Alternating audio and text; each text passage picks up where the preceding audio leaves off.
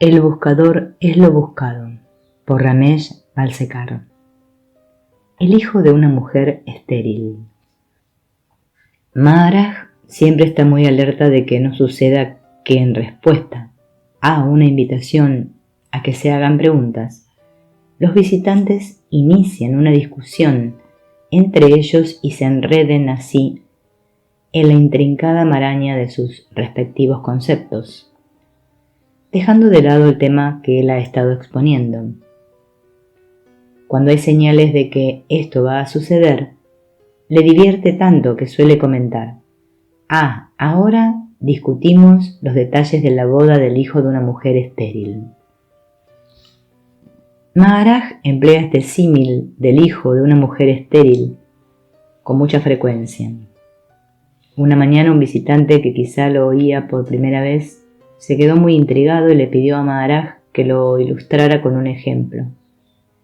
Maharaj permaneció en silencio durante un rato, con los ojos cerrados, inmóvil, por completo, con una respiración en extremo lánguida, y pensamos que iba a entrar en samadhi, pero entonces comenzó a hablar con voz pausada. Mira, debes comprender qué es el tiempo. Hasta que no conozcas la naturaleza del tiempo, no entenderás la naturaleza de los fenómenos. Lo que sucede es que se da por sentado el tiempo y entonces se pasa a construir toda clase de conceptos.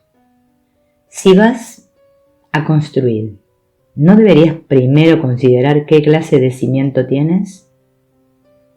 El tiempo y el espacio van juntos. ¿Por qué puedes conocer las cosas? Porque las ves. ¿Podrías ver las cosas si no tuvieran forma? Ves las cosas porque tienen forma, volumen, y porque se extienden en el espacio.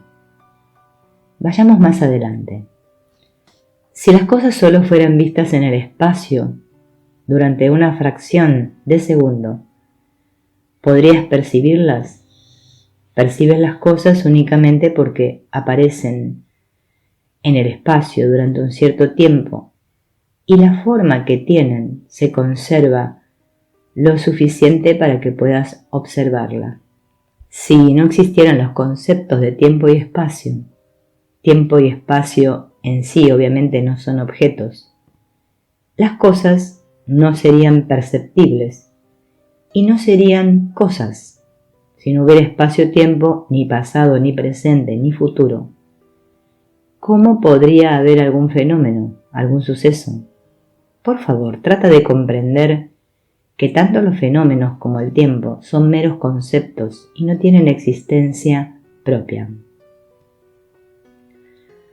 Todo lo que es visto o pensado no es más que una imagen concebida en la conciencia, siendo su aparente realidad tan real como un sueño o un espejismo. ¿Entiendes ahora lo que quiero decir cuando afirmo que toda fenomenalidad es el hijo de una mujer estéril? Este asunto del espacio-tiempo, dijo Maharaj, es tan difícil de comprender que aún las personas de gran inteligencia se desconciertan y confunden por su complejidad y son incapaces de entender su verdadero significado.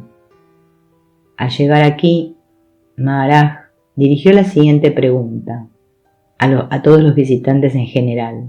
¿Alguna vez los científicos han penetrado en el problema de la naturaleza del espacio-tiempo?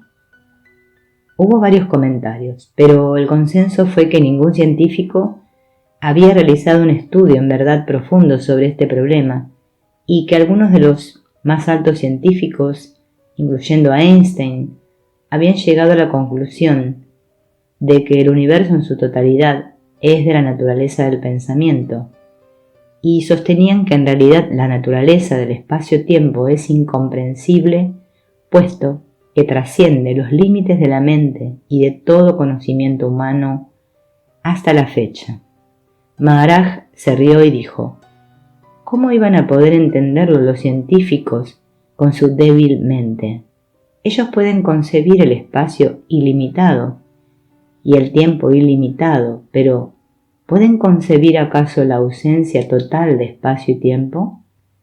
Es imposible, pues aquello que concibe en su concepción no puede concebir el concebir mismo. ¿Sería posible que un ojo viera su propia visión? ¿Puede quemarse el fuego? ¿Puede el agua entender la sed? Si puedes captar el significado de lo que he dicho, dejarás de mirar las cosas contra el fondo permanente del tiempo. Dejarás de buscar la verdad por mediación de tu orgulloso intelecto. Te darás cuenta en verdad de que el esfuerzo mismo por hallar es un obstáculo, pues el instrumento mediante el cual realizas esa búsqueda es una mente dividida, un sujeto conceptual que busca un objeto conceptual.